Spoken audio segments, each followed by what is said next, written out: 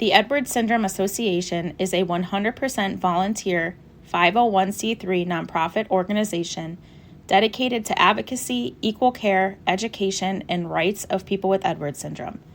The ESA strives to empower parents to advocate while working to help break barriers for those with Edwards syndrome. This podcast is for educational purposes only. For all medical advice, please speak with your medical providers. Thank you for joining us and for breaking barriers with us.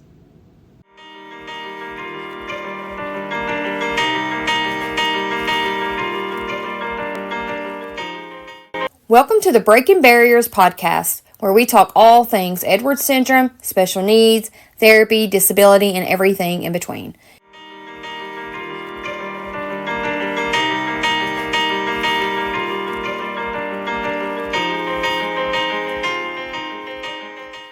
Welcome to a very special episode of the Breaking Barriers podcast. I am Gina Polisak, and today I will be your host. I am joined with my co-host Kelly and our very amazing guest Brandi, Mama to Faith. June 1st was Cancer Survivors Day, and we wanted to spotlight one of our very own Trisomy 18 warriors who is also a cancer survivor. Certain cancers have a higher prevalence for people with Trisomy 18, and it is important to highlight this topic, raise awareness, and ensure people are getting properly screened. The ESA strongly encourages anyone listening that may not already be getting routine screenings for cancers to speak to their genetics team about this topic. We hope you enjoy hearing this inspiring story of strength, resilience, and faith. Now I will hand it off to Brandi to tell us a little bit about herself, her family, Faith's diagnosis, what she was diagnosed with, and just a bit more about their family before we jump into some specific questions. Oh boy. Hi, I'm Brandi. I'm Faith's mom. I am from central Pennsylvania. Is that what you'd call it, Kelly? The Pennsylvania Wilds. Yeah. Pennsylvania Wilds. I didn't become a nurse until 2011. And I am glad I became a nurse because it came in very handy. My husband his name is Derek Spiker. He grew up on a farm, loves the woods, loves trees. He makes his own syrup. He works at a sawmill. Loves four-wheelers.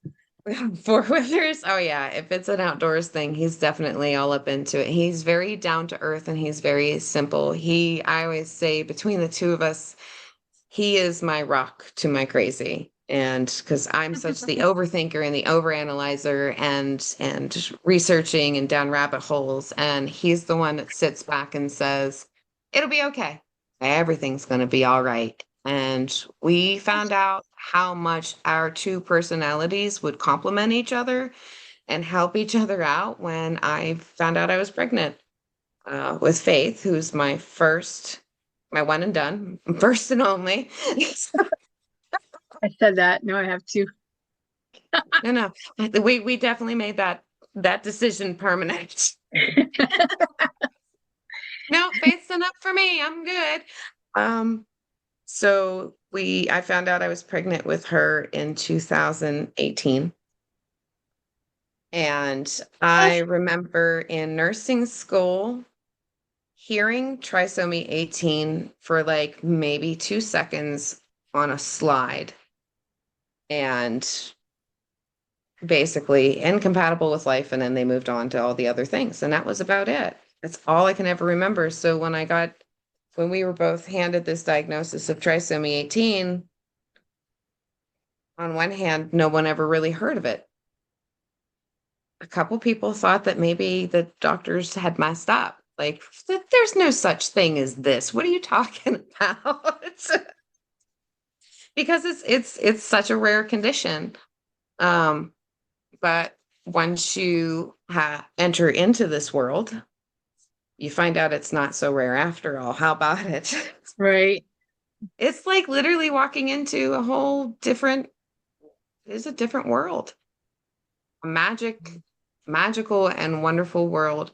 Faith she is my cute but complicated peanut. That's what I call her. Cute but complicated. She is bright-eyed and a little schemer with the cutest little smile that'll light up a whole room.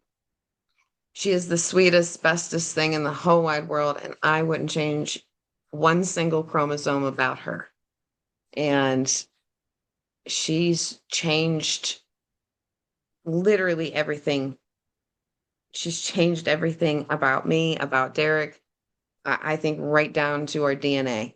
I mean, spiritually, emotionally, everything. She flipped our world upside down. I love it. She's so Did I cute. cover it all? Yeah. Can you tell us the type of cancer she was diagnosed with and at what age she was diagnosed with it? Faith was diagnosed with Wilms tumor, which Wilms tumor is a type of kidney cancer.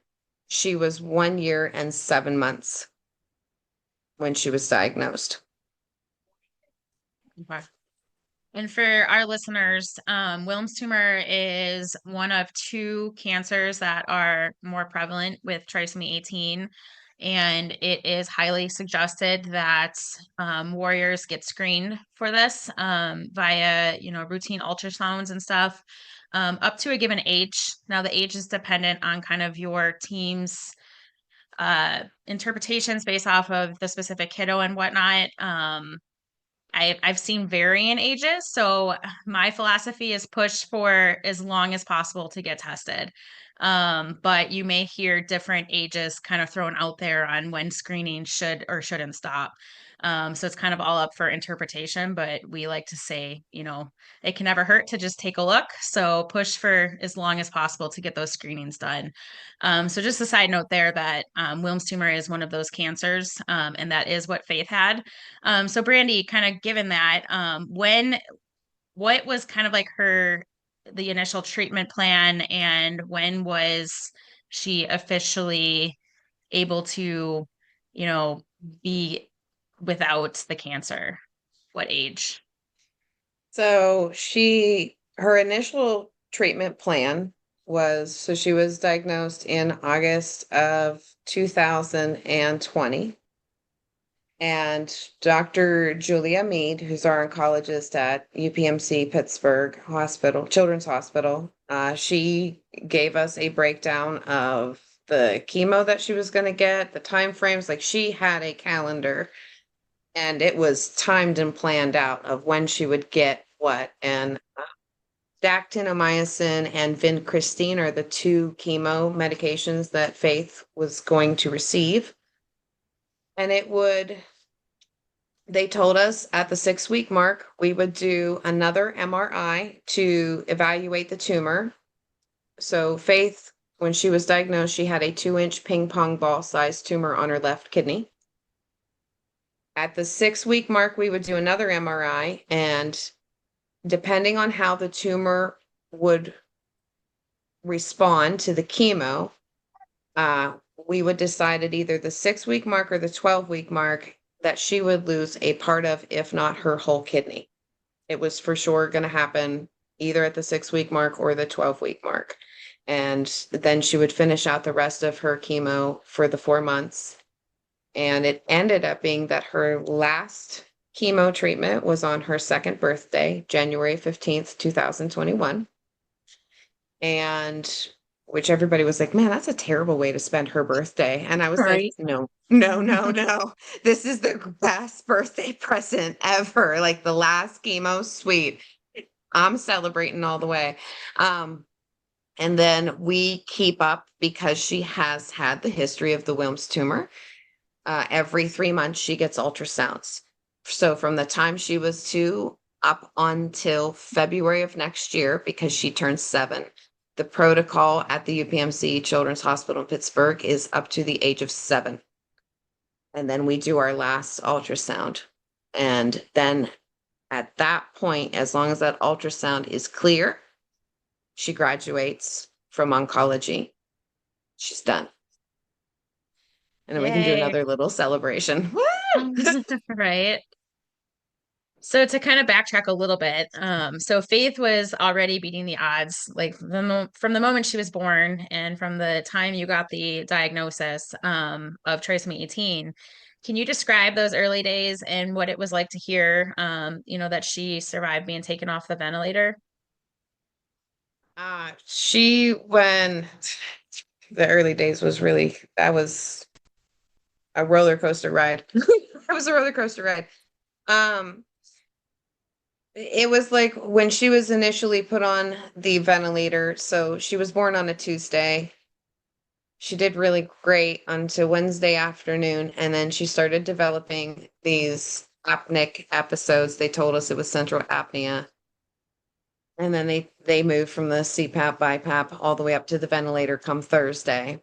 She was 25% dependent on the ventilator that Thursday. And as the time went on and the few days went on, she became more and more dependent. By Saturday, she was 100% fully dependent on the ventilator. My husband and I discussed, like, everything that the doctors had said was true. That's how we felt anyway, that trisomy 18 really isn't that compatible with life after all. And we were heartbroken, but at the same time, we knew in our hearts we had given her the best chance. We did what we could as parents, but where we live and our distance between a hospital that could take care of a child like her wasn't fair. So we chose to discontinue the ventilator. And the NICU doctor who we had was absolutely positively amazing. I will never say anything terrible about him. He loved Faith. He really did. He had us sign the DNR, and he told us within 5 minutes of discontinuing the ventilator, she'll pass away. So my parents stayed, me and Derek stayed, and we had this one nurse who really she bonded with Faith from the moment she set eyes on her. And she came in on her off time to sit with us. And she even made a little sign that said, "Too beautiful for this earth." And we were listening to music. They discontinued the ventilator. We were all crying and taking our turns holding her because we figured this is our last moments with her. This is it. And we're kind of like looking at the clock, like counting down the grains of sand that she has left in this world. But I also remember looking at her and holding her and her eyes just lighting up. And I said to Derek, I said, something's not quite right. Like for a child that's supposed to be dying, she's got an awful lot of life in her eyes. She was looking around and we're looking at the clock and we're like, 5 minutes turned into 5 hours, turned into 9 days at the NICU, all in all. We just sitting there and watching her take care, like just take in everything. And we were like, this isn't something's, this isn't making any sense. We were overjoyed, relieved. And there was a lot going on in that moment because my brother had passed away 18 days before Faith was born, and we felt like the burden of my parents just buried my brother and now they're going to have to bury their granddaughter. And and when they called the next morning to see how she was, and we could tell them that she made it through the night. You could hear the hesitancy in their voice. They didn't want to hear it. But we were just amazed and awestruck. And the best way that I can describe that whole experience when she got taken off the ventilator and getting through that first 5 minutes and the first few hours was Abraham and Isaac. Abraham was willing to trust God so much that he was willing to give his only son back to God. Yes. And that's how we felt like, okay, you gave us this child. We did all the things that we were supposed to do. And now you're telling us it's time to give her back. Okay. And it was like, you could just hear God saying, no, no, no, no, no, no, no, you get to keep her after all. Nah, you keep her. Yeah, now you get to keep her. And I was like, man, that's it. Literally, I've said it since then. It's Abraham and Isaac. Yeah, That's how I felt. that is that That's exact I story. I did not yeah, I did not know that part of Faith's story.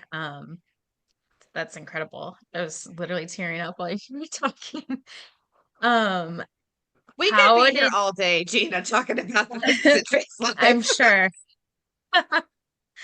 How did you process the medical label incompatible with life when you saw such strength and fight and you're telling us that you're looking at the clock because you're told once we remove the ventilator, like she's gonna have 5 minutes or less. How did you process all of that? Like seeing the life in her, like you said, and seeing that like, okay, the doctors are wrong. Like what were your feelings during all of that? This kid is a miracle. That was my feeling. God gave me an extremely precious gift. There is something special about her. And girl, you better get ready. That's what I felt. Girl, you better get ready because your life is about to change. And I always laugh because I said when I was pregnant with her, and I would pray to God every single night, just let her be born and let her live. Like she doesn't have to be perfect. She doesn't have to be healthy, and I'll do whatever you want. If you let me have this child, I'll do whatever you want. God doesn't make deals, but he does know. He does have a sense of humor, and he also knows that sure, this is going to make things a lot easier for both of us. And I realized I was stepping up into a part of my life that I would have never ever imagined where I'd be today. She is my calling, she is my purpose, and she's changed literally everything. Yeah, I felt that for sure.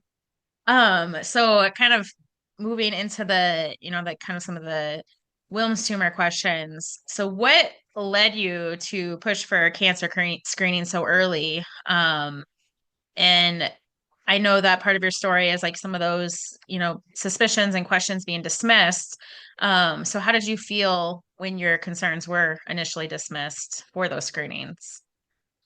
So, what led me to push for the screening so early is I always tell everybody I am an LPN with a Google degree, and I'm working on my master's in trisomy 18.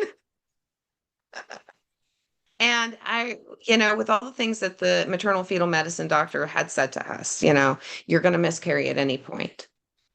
And then as I got closer to the due date, she kept saying, well, she's going to be born stillborn or she's going to die soon after. I mean, it was just, and I remember looking at the ultrasounds and her lungs were breathing, her heart is beating, like her major organs that would maintain and sustain life were functioning. And I kept asking her, I don't understand why. What's she going to die from?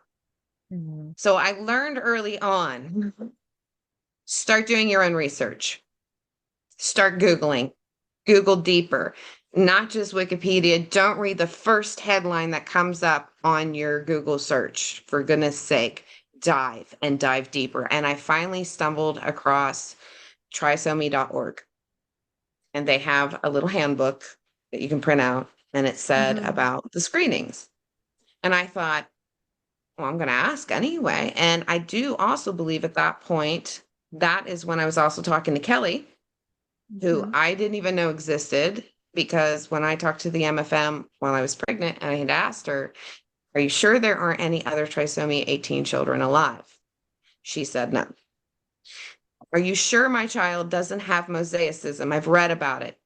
Oh, there's no way your child will have mosaicism. It's far too rare. Your child already has a rare chromosome defect. Mosaicism just isn't even a possibility.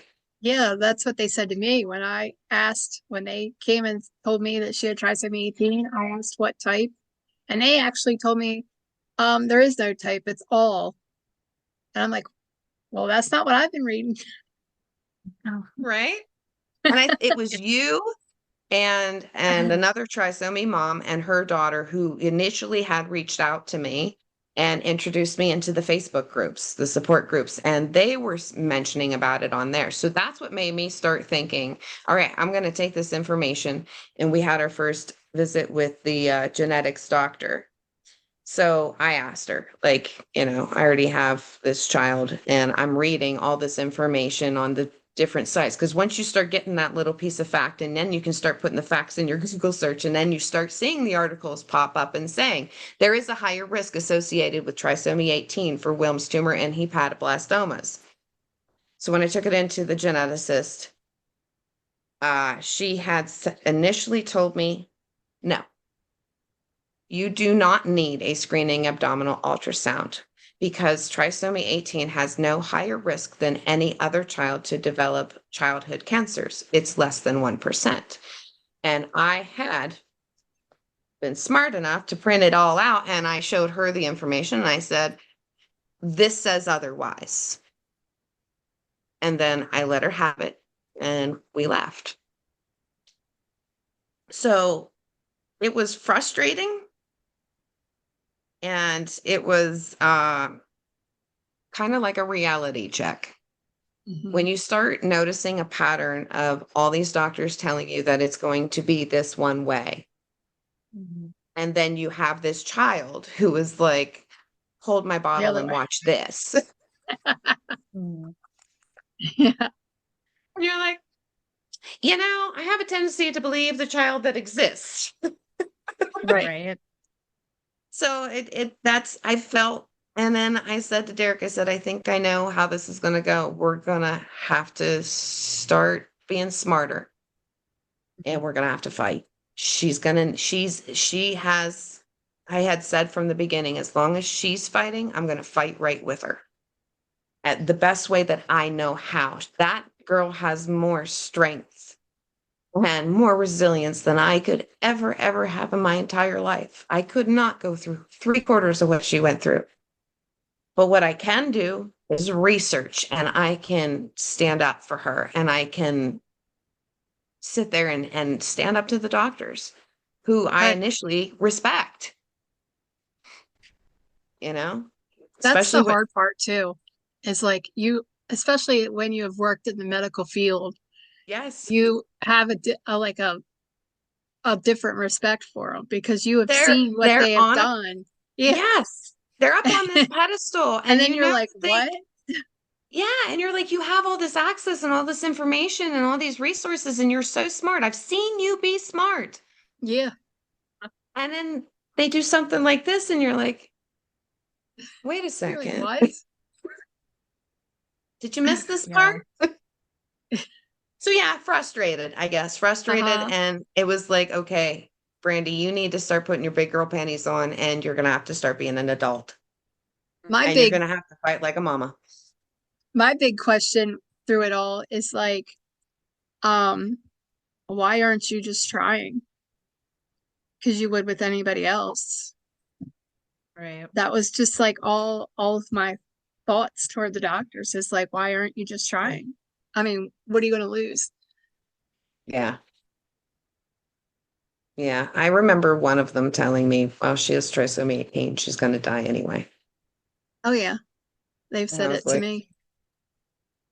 When I also feel like too, that's why, I mean, because like think about those interactions and like you're a nurse, you know to research, you know how to use resources. Think of all the people that don't have those skills, and that's why like the statistics are so bad because like we were talking about, doctors are on pedestals, like everybody is just taught, whether you work in the medical field or not, like people are like, I go to a doctor to get my healthcare checked and they keep me alive, like everybody is just taught that like you respect them and that they're supposed to be, very knowledgeable in that space, and so if you don't know how to advocate and how to dig and dig and dig, like that's why the statistics are so poor. But I also feel like also why over the last 5-10 years, like things are improving because I mean technology is Parents are getting improving. knowledgeable. So yeah, like even people that don't necessarily know how to research, like the information is easier to find because things have just advanced so much. And like obviously more providers are seeing it because there's more cases out there and like it's just crazy. But and parents are willing to talk about it. You figure way back, even, 3-4 decades, before us, there was, I say 40, so that's why I'm saying 3, 4 decades before us. But you figure those kids that were born in the 70s and the 60s that they Yeah. didn't know what their diagnosis was. Who knows? Maybe they do have trisomy 18. They got put in homes Mm-hmm. and put and hid away, Away. basically. And if you had a child that was special needs, you didn't talk about it. The child was kept somewhere where they weren't out.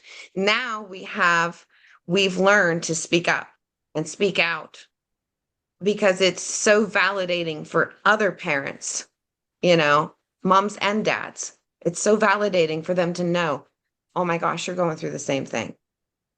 Yeah. And that validation is hope when it comes down to it. Mm-hmm. Yes, definitely. So did you find, like, did genetics eventually call, or how did kind of that transpire from there? It was 4 months later. 4 months. Wow. I want to say it was like 4 months later, I think. And we got a call, and I remember the staff member saying to me, I'd like to apologize to you because you were right. Trisomy 18 does have a higher risk of developing these two cancers, Wilms tumor and hepatoblastomas. So we are going to send you the ultrasound, the screening ultrasound, and you can have it done whenever you want. And I said, sweet. Now, mind you, when we got that order, she was only in her first year. So that was the year 2019. Mm-hmm. And I'm looking at the next question. Sorry, Gina. You're good. So when we initially got the ultrasound, it was 2019. Now, I was working in a doctor's office at the time. I had just returned back from maternity leave. And so I was working in there, and it's it's the friendly neighborhood doctor's office. So, mom, dad, she took care of family members, and we were entering into the flu season. Mm-hmm. Beginning of the school year, everybody starts getting sick. And Faith had developed an issue that I don't want to get into because we'll really veer off the tracks on that one. She developed an issue that caused me to put in my notice at work. So I had quit my job, and it was one of those right timing issues because right about the time that I quit, which I'm pretty sure God was closing that door for me, that's when we had one of the worst flu, one of the worst pneumonia seasons that we had ever seen. And then what happened? Does everybody remember what happened after that? The famous word. Yep. COVID. Pandemic. COVID. Yep. And I was like, oh, look at that. That's great. I'll just stay home in my house and we'll just hermit in I here. felt the same way about Emma because I worked an awful flu season when I was pregnant with her at the hospital. And then she was born, and I had to stay home because of her. And then COVID happened. And I always thought, like, maybe that was God's way of getting even me out with a cardiac condition, was getting me to focus on home. Emma. Yeah, go home. Be home and be safe and be with Yeah. Emma. Yeah, that was kind of how I've I felt always about thought it. that because I worked that horrible flu season. Like, it was rough. And then everything happened with Emma. And then the next year was COVID. Yeah. And I even had my supervisors call me after I had quit, and they're like, we miss you, but we are so glad that you are not here. Yeah. Because Faith's life would seriously, because they had told us that a cold. Now, mind you, yes. So I can add this in, Gina, as a little back end note. Even a cold will kill her. How many of you heard that one? Yeah. Mm-hmm. Even a cold will kill her. So I decided I still had that abdominal ultrasound. And I thought, you know what, in the grand scheme of things, my child already has a rare condition. and I didn't know she had mosaicism yet.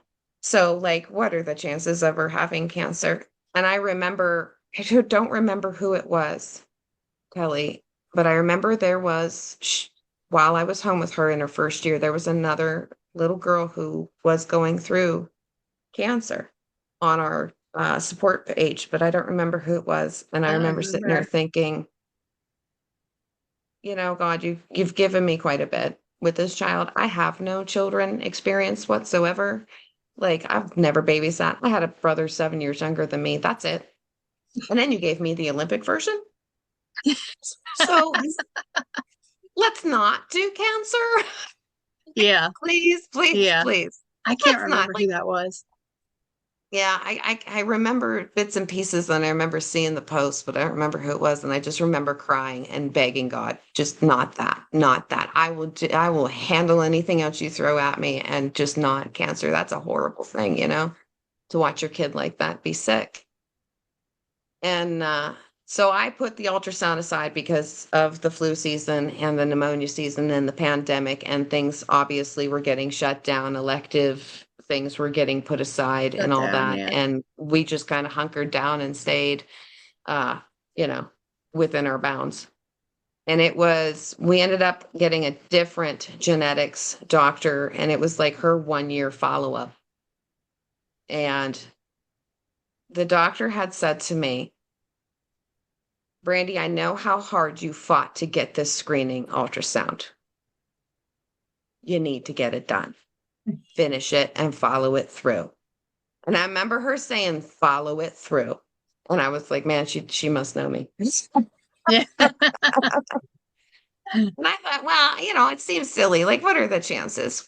The chances that she's going to have cancer, But I thought, you know what? She was really nice with me. She talked with me. We had a really good conversation about trisomy 18, a good in-depth conversation.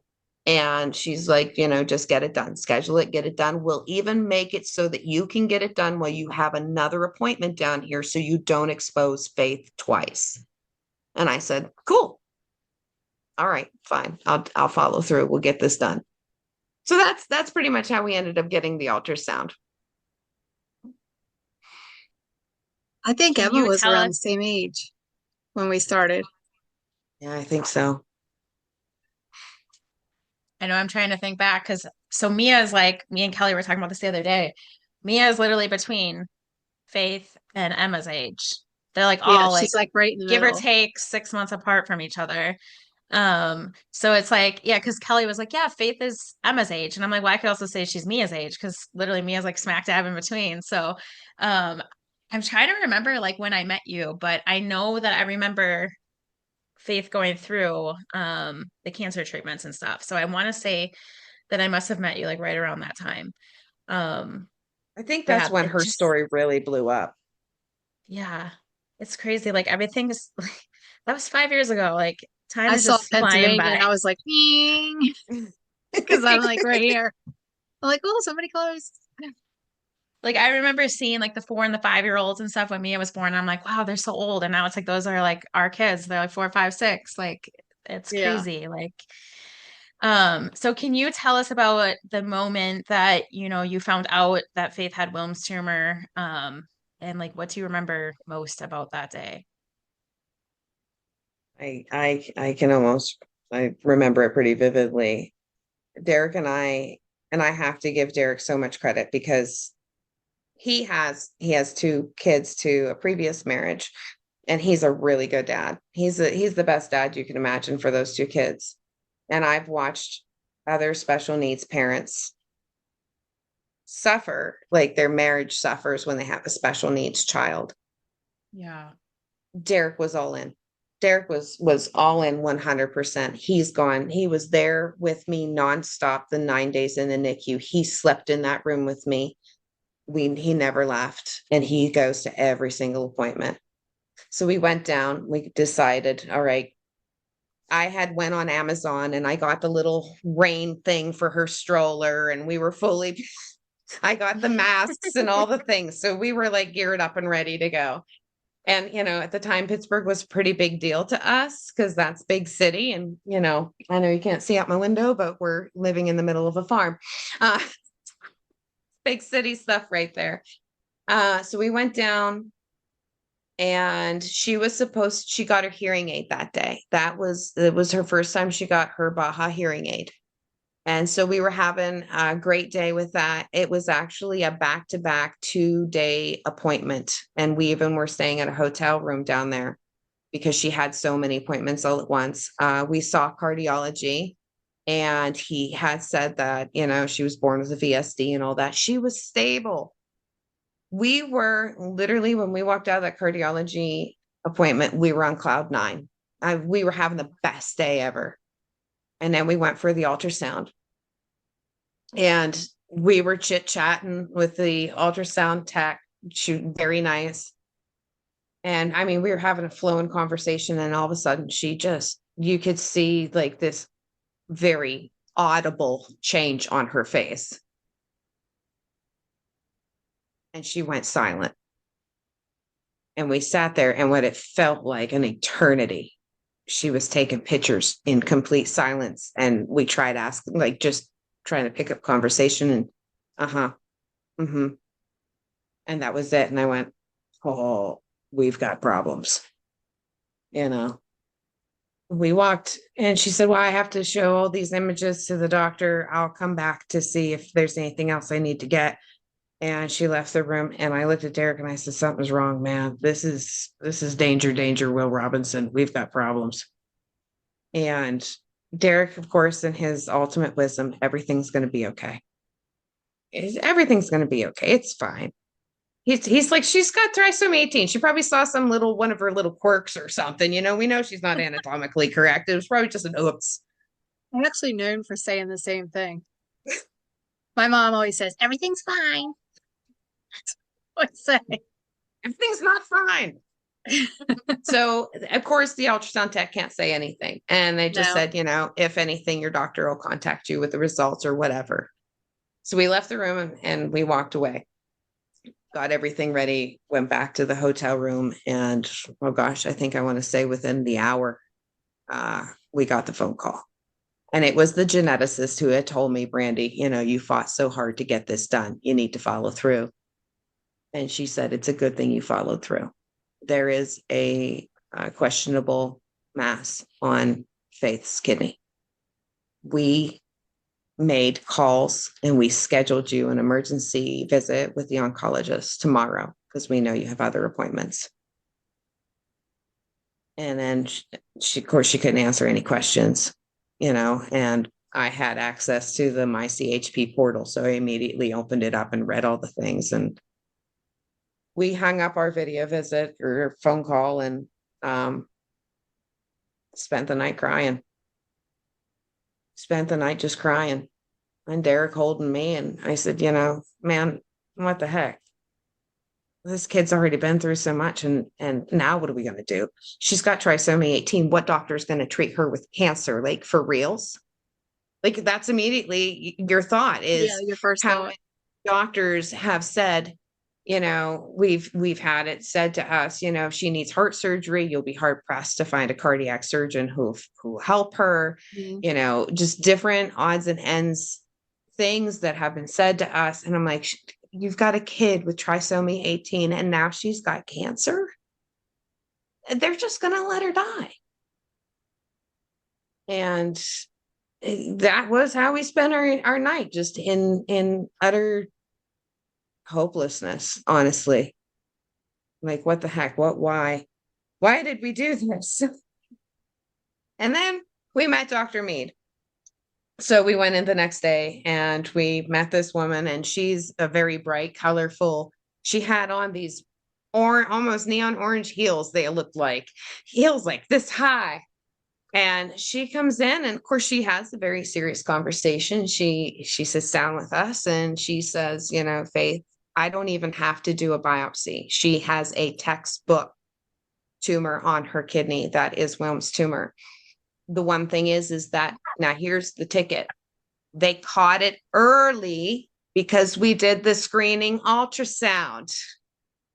Most Wilms tumors do not get found until they are palpable, which means you can feel the tumor through their side, like through their abdomen. That's how big the tumors get before these kids are diagnosed with Wilms tumor. So get your screening ultrasounds. Yes. Ours was only 2 inches. So anyway, she says to us, she says Faith has kidney cancer, and I dropped the F-bomb quite a bit. I think in a random, I probably sounded like an AR at the time. I was just mind blown. And I looked at her and I said, like, what are you going to do? She has trisomy 18.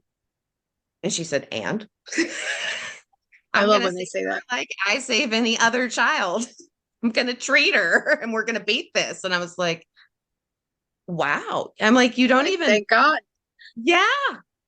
It struck me so, wow. Like you're going to do this. You're willing to do this. She didn't even bat an eye. She was like, well, yeah, she's a child. She has cancer.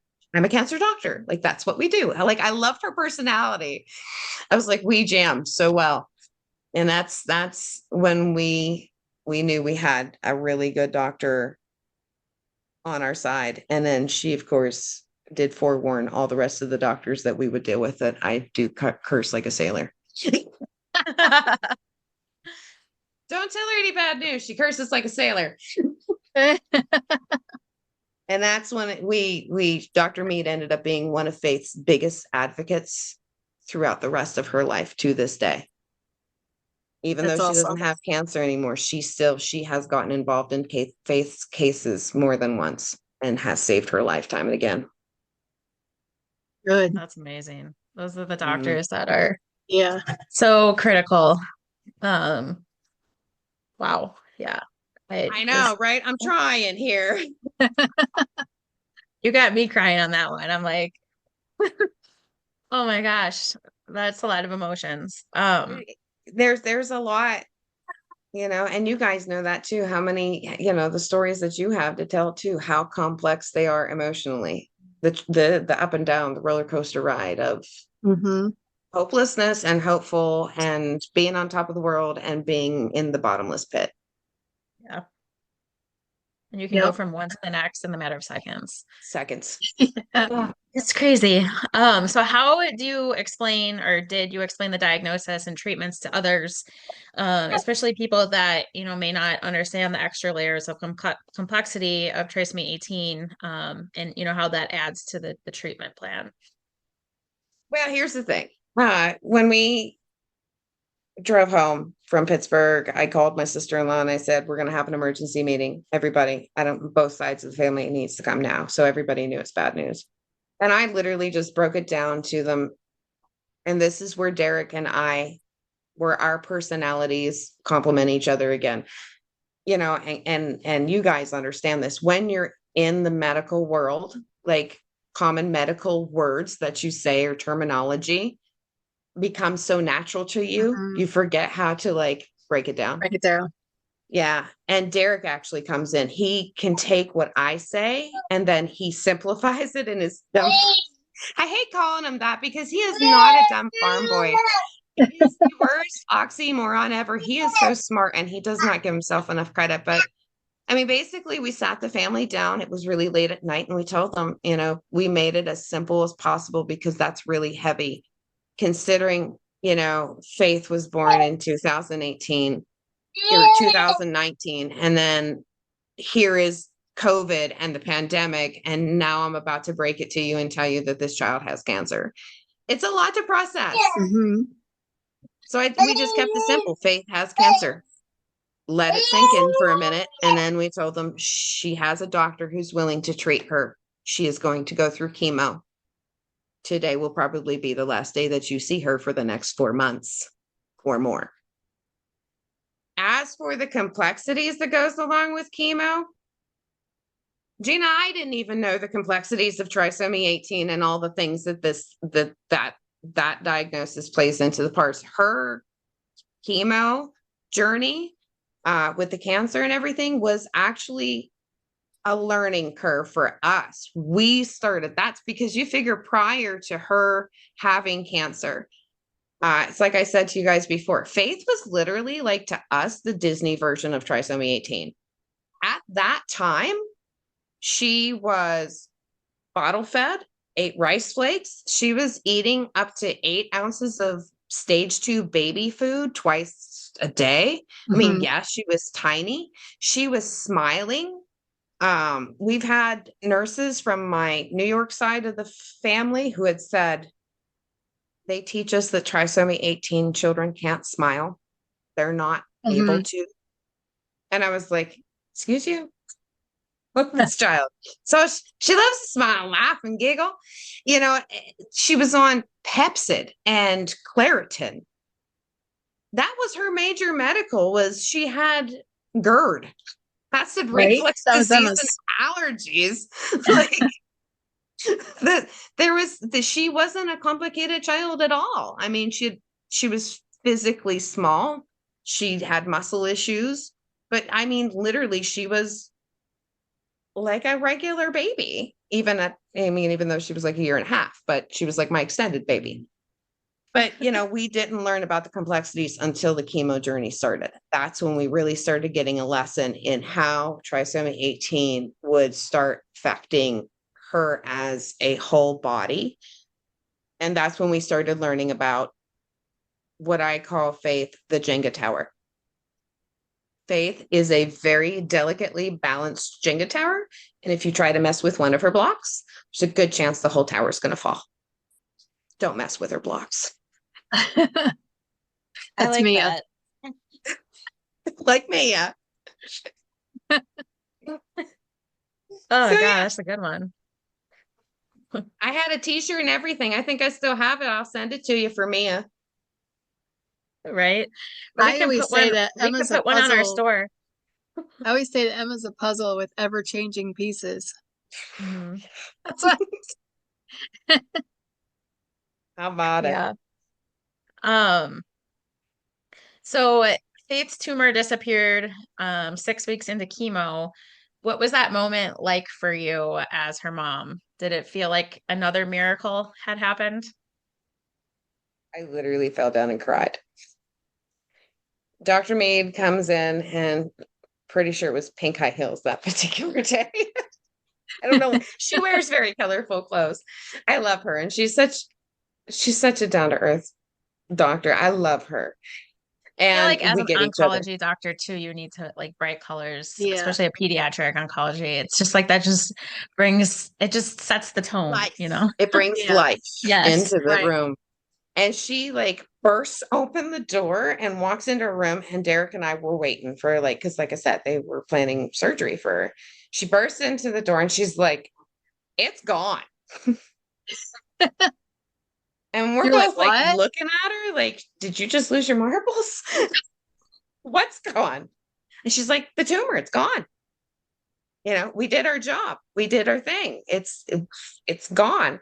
And we were like, and she pulls it up on her computer and she shows us the before where there's that 2-inch ping pong ball sized tumor. And she shows us her today's MRI, and there's nothing there. And yes, I bawled my eyes out and I said, and yes, it was an absolute miracle, because I realized in that moment that this, time and time again, how many times God has really hit us with the, I am with you, I am with you, I am with you, all the time. We had, from the moment that she got diagnosed, we put out basically what I thought would be a small prayer chain, and the local fundraising group here, the Hickory Grangers, sold us signs, the Prayers for Baby Faith sign, proving the power in prayer. I remember those. Now, mind you, when she got that diagnosis, we were also going through what was then one of the biggest debatable presidential campaigns that there was. Remember that one? Yeah. Yeah, it was. And I forgot. Yeah, there was such division between politics. And I remember driving down the road, and it didn't matter if you were blue, red, green, Democrat, Republican, whoever you were voting for at that point, there was a baby faith sign in your yard. She hit a tri-county surrounding and then some. They were even selling her signs out of state and shipping them out of state. How far the proving the power in prayer signs went. And all I could think of was when I looked at that picture on Dr. Mead's computer, I'm like, this wasn't medicine. This was God. That's miracle, not medicine, man. And what we later found out was through talking to different other specialists, and they kept on asking me, and they would ask me like I was stupid. Well, when did she have surgery? She never had surgery. No, when did she have a piece of her kidney removed? She never had any of her kidney removed. Are you sure she had Wilms tumor? Wow. Yes. Because it was the one doctor had said for her not to have the surgery to remove a part of, if not her whole kidney, it was unheard of for a Wilms tumor to resolve like that with just chemo. So get your screening ultrasounds early. Yes. Very early. Yes. Yes. What was it like watching Faith ring the bell to mark the end of chemo? Was it everything you had imagined it would be? Yes and no. I think if I would have been more, you know how you really dream about something and you dream and you dream and you dream and you can't wait for that day to come. And then the day comes and you can't believe it's that day. And it doesn't really sink in until later on. You know, I was basically walking around in a haze the whole day, you know, but it was more than what I had thought of because they knew it was her birthday that day. So they stood around and they brought her a birthday present. I had her dressed in a little second birthday dress with her little super cape and her little crown. I love the And crown. She loved her crowns. Really, she hated them. But and they sung happy birthday to her, and they just made the day. I mean, it was like were throwing her not only a goodbye cancer party, but a birthday party at the same time. They were beautiful. It was a beautiful day, and I'm glad I got it on camera. And Derek hated every second of it because he was the one who was in the video. And I even said to him, I'm like, dude, you got a choice. You can either run the video or you can walk Faith. And he was like, that's the thing when he's annoyed with me. Anyway, so yeah, that's surreal, I guess, would be the word. Now, 3 years into remission, how do you reflect on, that chapter in Faith's life and in your own life? The beginning. The beginning. We had it so easy. We had it so easy before then. But, I think it was also one of those deals where you look at it and it is a constant reminder. And I still to this day say to myself, they said a cold would kill her. And she survived cancer.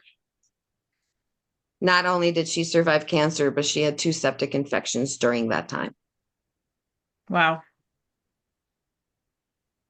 What a tough, tough little girl. Don't ever let them try to tell you that something so little can break them, because they're a lot stronger than you can imagine. And I know you guys seen that in your kids, what they go through. Amen to that. Cool. Yeah. That's all the questions I have. I mean, that's an inspiring story. I honestly am speechless. Like I said, we could be here all day. Yeah. And I also wore this shirt today on purpose because faith over fear. Yes. Yes. Yeah, I tell you what, that she literally lives it all the time. But what I can say is this, you know, it's not that I know that when you go through some of the other stuff you hear about the negativity with trisomy 18 and doctors. And I know we did mention it too, but the other thing is don't be so don't automatically want to start a fight with them. Don't automatically be against them. I've Yeah. had doctors who did not believe in faith and believed that she was going to pass away at any moment. And we're still seeing him to this day. You have to learn to gauge your doctors. This doctor was one that I knew if I kept showing up, going to prove him wrong. And now he is. I saw him look at her like a little girl for the first time, rather than just a diagnosis. There has been another doctor prior in a few years ago that I had to fire in the best way that I can describe it. He is no longer on her team because of his negligence. And I've had other doctors who have been amazing. Through Dr. Mead, she got a little bit of an eye opener too, because I would always ask her, are they trisomy 18 friendly? And she would go, of course they are. And then she also had a run-in with one of the doctors who wasn't. So she got a lesson learned. And then we met Dr. Maurer. And I will tell you, the geneticist wasn't nearly as helpful with the Edwards syndrome as the palliative care doctor who told me, you're going to need me someday. And yes, I'm a palliative care doctor, but I'm not just here for the dying. I'm here to help you give her the best quality of life that she can have. And he actually is the one that identified her as mosaic. But you have to gauge your doctors. Don't automatically want to start a fight with them because you need them. You do need those doctors just as much as they need you, but you also have to make sure that your voice is heard and do your own research. I'm not saying you can't trust anything that they say, but use your critical thinking. Use your critical thinking, and that's what saved us all the time. If you have a question, ask it. And if they don't answer it, research it. We've been told like something as simple as kidney stones don't cause UTIs. Use your thinking, use your brain and fight. Yeah.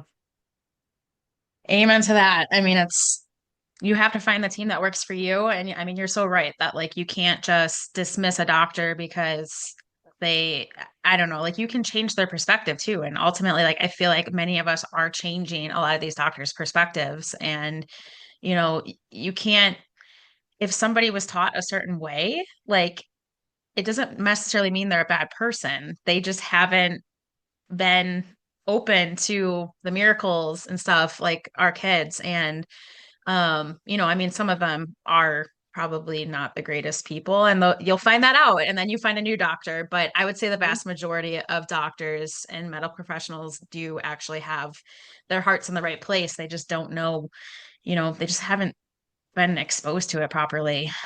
So that's a very valid point to make is, just find your team, ask the questions, do your research, and bring your you're gonna, research with you, because one of the yes. things that a lot of these doctors, they're gonna say you're just mom. But I said it's almost like they stopped learning once they graduated.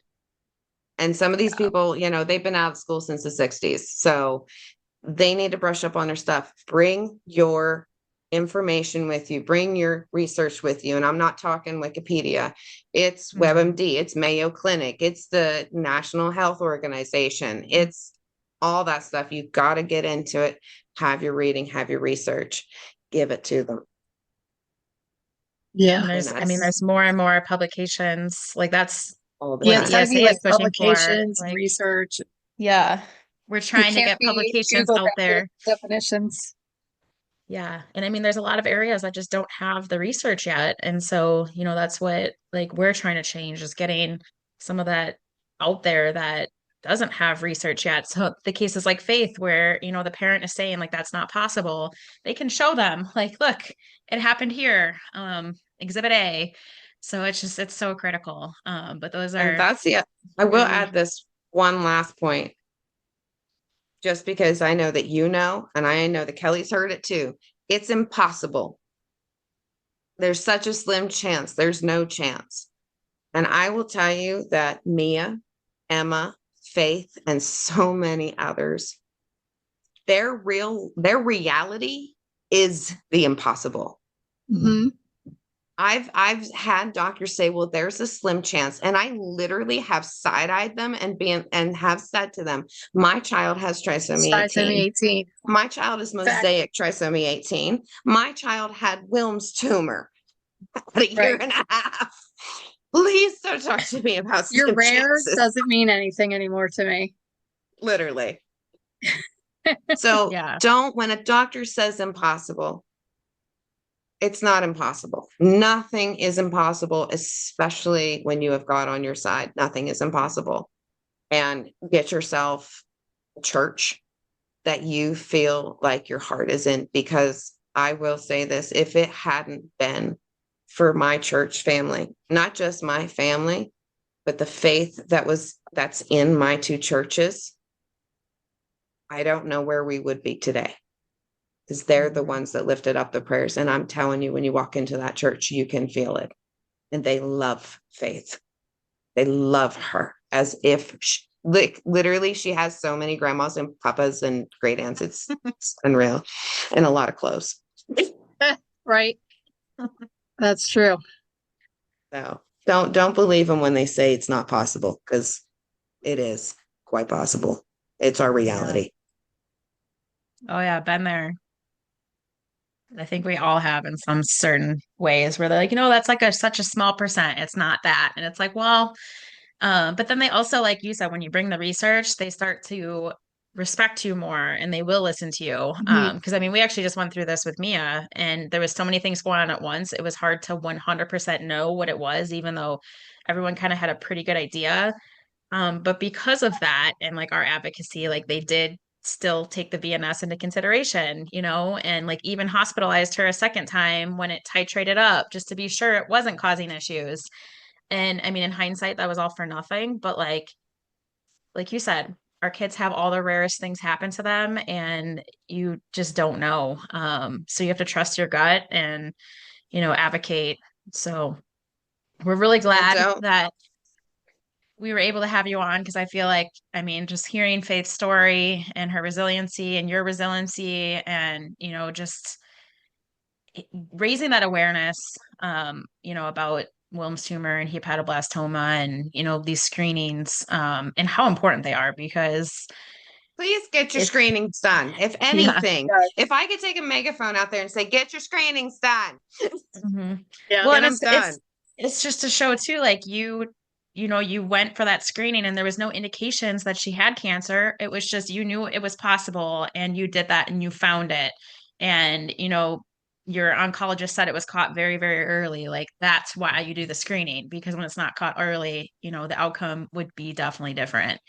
Um, so this episode is amazing, especially during Cancer Survivors Week. So we're excited to air it at this time. But I do you have any closing remarks or anything? Otherwise, I think we can wrap this up. I would say the only other thing that I would say is follow your mom's gut, because Mm. so many times that has saved Faith. Like you said, with research, and I would have this feeling like I better follow through with this because I have a terrible follow through issue, commitment, commitment issues. But that when I can remember, there's certain things that would stick in my brain, and that's that when I'd seen you guys post about the screening abdominal ultrasounds, I remember that sticking in my brain saying you better get this done. And because so many times you're going to hear, well, it's just a progression of the trisomy 18. No, it's not. And you'll know there's something in your gut that's pulling you that, oh, it can't be, it's not this, or they can't have this issue too. Yeah, they can. There's always a cause. Like when they say you pass away from trisomy 18, you pass away from something Cardiac, that, respiratory, yes. something. Literally, like when they would say she's gonna die from trisomy 18, I literally said to the one doctor, because I had enough at that point. And I was like, from what?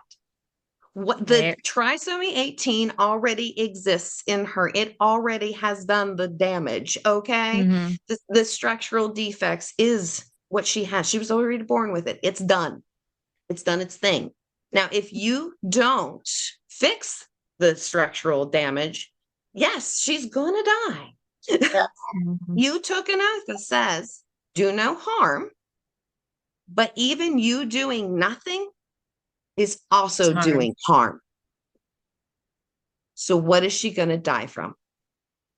As Yeah. simple as that. Yes. This has been amazing. We're really glad that you were able to come on with us and share your story of faith. I'm just going to show my shirt one more time, her awesome name. Um, but yes, thank you so much, Brandi, for joining us and sharing this amazing story. Anytime. And if you have any other questions as parents, I'm very open to questions and answers. I love to educate. You can even check out our Facebook page, His Will, His Way, My Faith, because I literally post everything that I can about her on there. And we'll tag her account so everyone can easily find you guys too, for anyone that wants to reach out. Because I mean, our hope for doing these podcasts too is people will find them down the line. Like not necessarily, we hope people listen obviously right away, but like a year, 2 years when they're Googling, this will pop up and somebody will reach out to you because they're going to want to talk to you. So we will be sure to tag that account so people can find you. So thank you so much again, Brandi. We greatly appreciate it. You're welcome. Thank you for having me. I appreciate it. I thank you for spreading the awareness and the need for this. Yes, thank you. Great.